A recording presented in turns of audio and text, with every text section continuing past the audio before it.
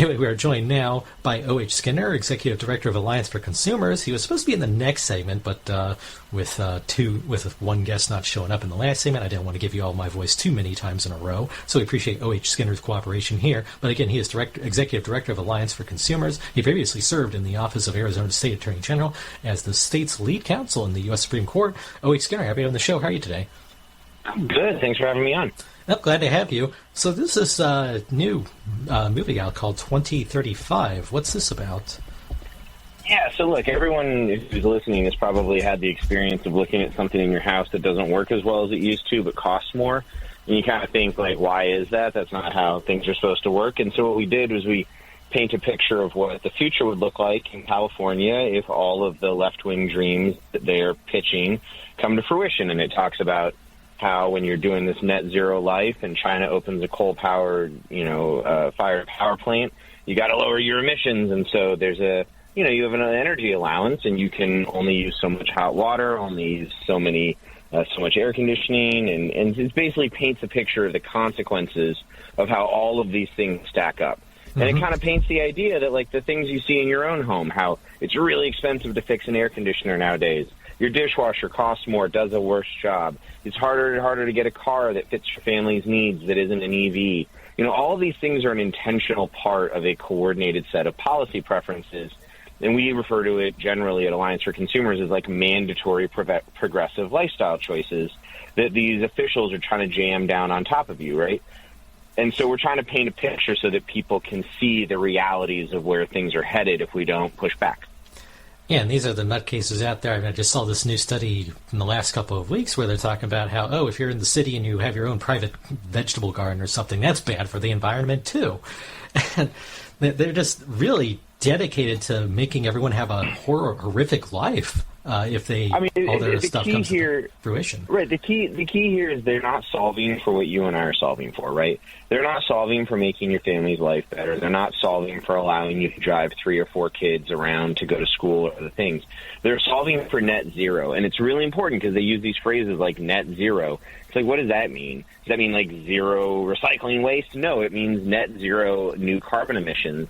And so they want the gas stations to go away, the air conditioners to go away. They'd really probably like you to stop using dishwashers, right? They're solving for zero carbon emissions. They're not solving for a joyful life that allows your family to thrive and have personal dignity. They're just not solving for the same reality. And when you understand that and you see the world that they're presenting, it makes it a lot easier to understand why things are happening in your home. Because we really try to highlight this. We have a graphic called Biden's Dream House. Talks about how all the different things that are being made more expensive in your house and how it all adds up to like $10,000 more for a home, right? It's all part of a thing that is happening that is a progressive policy idea. And when you understand that, it's a lot easier to understand why your dishwasher doesn't work or why your air conditioner costs more to repair. Mm-hmm.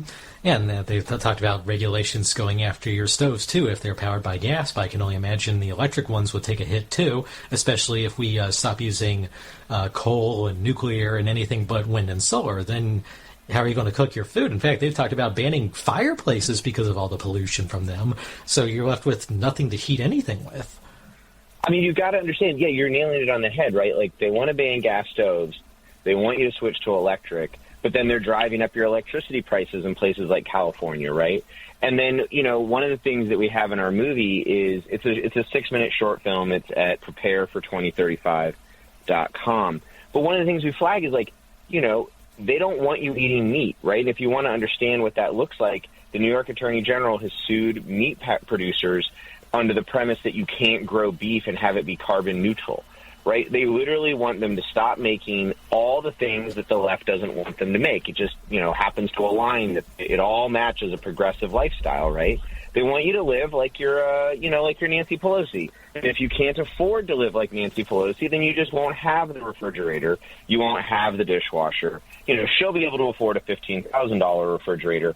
Too bad, that you just can't make that choice. There's options that are available if you're her. Mm-hmm. And they feel that they're entitled to that too. There's a bit of an elitism there. Like they want you to have net zero emissions. You can only drive an electric car, and you can only charge the electric car if the grid happens to be on that day. Whereas in their case, they're jetting around in jumbo jets, private jets.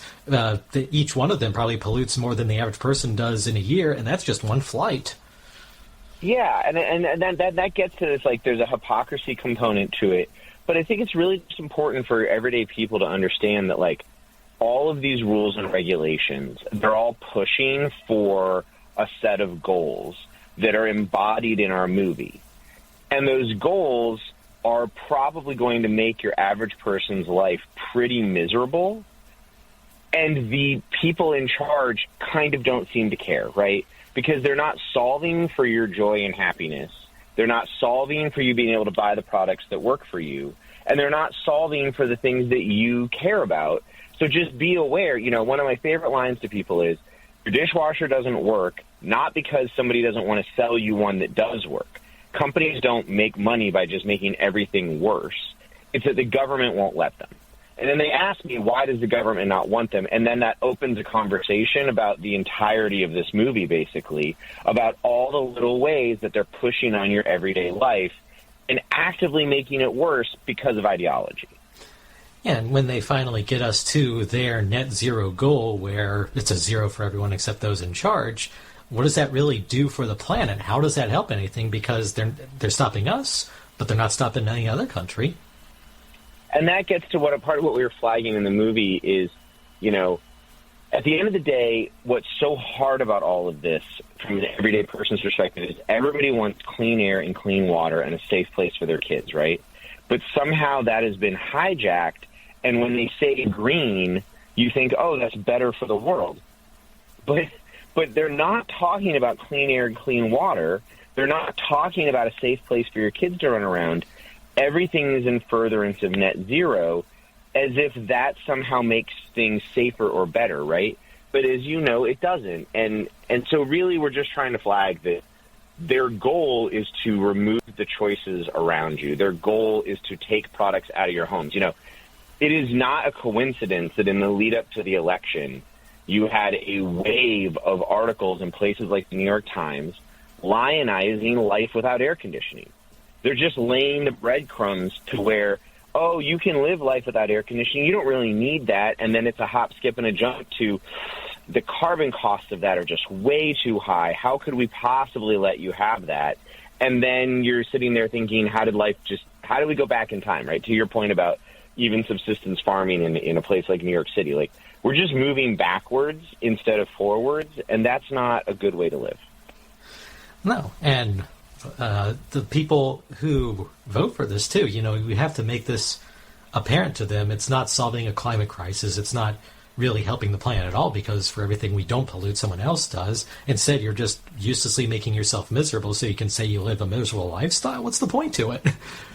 Yeah, and I think it's important for people to know that, you know, when you explain to people that a lot of these green policies just boost the Chinese economy or are going to be undone by China, it makes the pain seem very, very, very pointless. And I want to be clear. I have family members who live in Marin, California and want to drive an electric vehicle and live in a tiny house and not use air conditioning. And, you know, that's good for them. You know, I'm happy for them to live like that. I just don't think everybody in Tulsa and Plano or Des Moines should have to live like that just because Nancy Pelosi and Chuck Schumer or some bureaucrat at the EPA thinks they should. That's not how life should be, right? You should be allowed to make choices for your own family, and people should be allowed to live these kinds of choices out that work for them. And that's the most important message from the movie, if I had anything, was this is what's at stake, and you need to recognize that this is what they're pushing for, because if you want to live differently than that, you need to speak up. Mm-hmm. Yeah, you just can't let them trample over your rights. And, you know, even with these policies that defeat themselves, like you mentioned the electric cars, well, the New York Post came out with an article a while ago talking about how the weight of an electric car and the wear and tear on the rubber kind of countermands the any sort of green benefit it might have. And the wind turbines too. When they run out, and after 10 years they wear out, there's nowhere to put them. They're not recyclable. Oh, I mean, look, the best one is they're trying to make us all have electric semi-trucks, as if you're going to get all your food from those. All right, well, OH Skinner, one more time, where can we find this new video 2035? Preparefor2035.com. All right, listeners, appreciate you can go check them out. And OH Skinner, we appreciate you being on the show today. Again, listeners, he is Executive Director of Alliance for Consumers. And we have more Al and Nathan Show coming up after this break, so stick with us.